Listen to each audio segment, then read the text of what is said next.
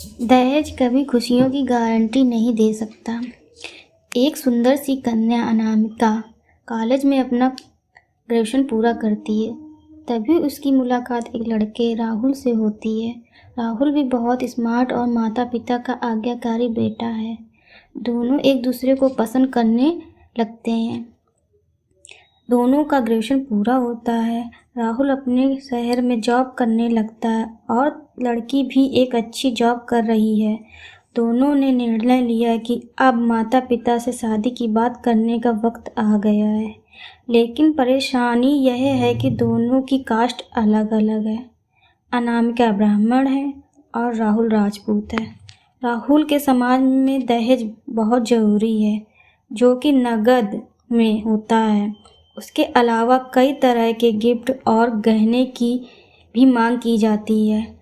राहुल ने अनामिका को यह स्थिति स्पष्ट की और कहा, घर वालों को मनाओ, अगर तुम सभी मांगे पूरी करवाती हो तो मेरे माता पिता तुम्हें पलकों पर बिठाएंगे।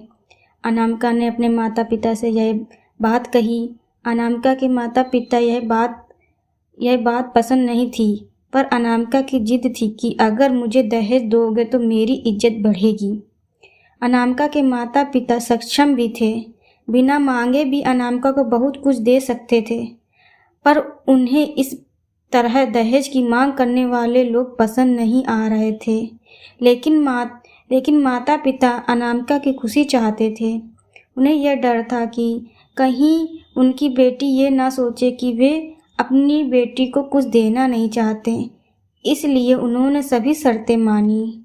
शादी में राहुल को कार, फ्लैट, फर्नीचर के साथ 50 लाख नकद दिए गए। साथ ही अनामिका को गहने भी दिए गए और सभी रिश्तेदारों को गिफ्ट और कपड़े भी दिए। शादी बहुत धूमधाम से की गई, कोई कमी नहीं छोड़ी गई। अनामिका को मन ही मन यह गुमान था कि कास्ट अलग होने के बावजूद माता पिता ने उसकी शादी ससुराल के हिसाब से की। अनामिका को विश्वास था कि उसे बेटी बनाकर रखा जाएगा, उसे वही प्यार दिया जाएगा जो उसके माता पिता ने दिया, क्योंकि उसने अपने ससुराल का मान रखा है। अनामिका ने अपने घर से ससुराल विदा ली। ब्राह्मण कन्या राजपूत घर की बहू बनी। ससुराल में बहुत ज़्यादा पर्दा प्रथा थी। बहू को मनचाह खाने तक की स्वतंत्रता नहीं थी। कितनी भी भूख क्यों ना हो, घर की बहू सबके खाने के बाद ही खाएगी। यहाँ तक कि उसे घर के पुरुषों के सामने बैठने तक की इजाज़त नहीं थी। अनामिका ने इस बात पर ऐतराज़ दिखाया, पर उसकी किसी ने ना सुनी।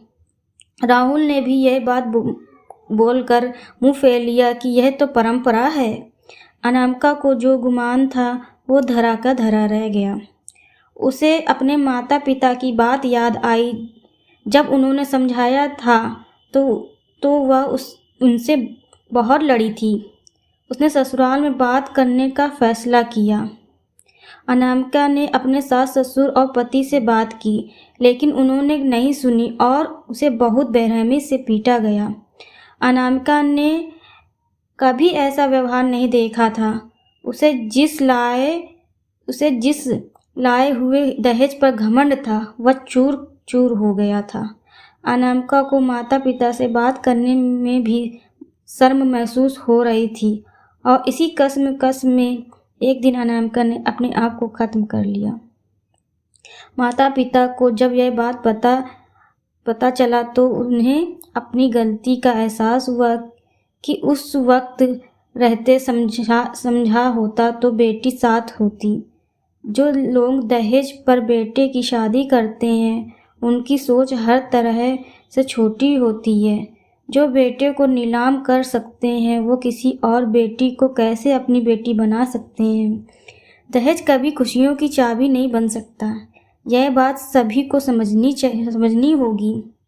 इस दहेज प्रथा की कहानी में आपने पढ़ा होगा कि माता पिता ही नहीं बल्कि सोच भी दहेज को सपोर्ट कर रही थी। कई बार लड़कियों को दहेज का गुमान हो जाता है, पर जो लोग लोभी होते हैं वो कभी अच्छे नहीं हो सकते। यह बात सबको समझने की ज़रूरत है। कहानियाँ जीवन में बहुत मायने रखती हैं। कई बार बड़ी से बड़ी डिग्री भी ज्ञान नहीं देती है और एक छोटी सी कहानी जीवन बदल देती है। शिक्षाप्रद कहानी को आधार बनाकर अपने बच्चों को जीवन का सच्चा ज्ञान दें। धन्यवाद।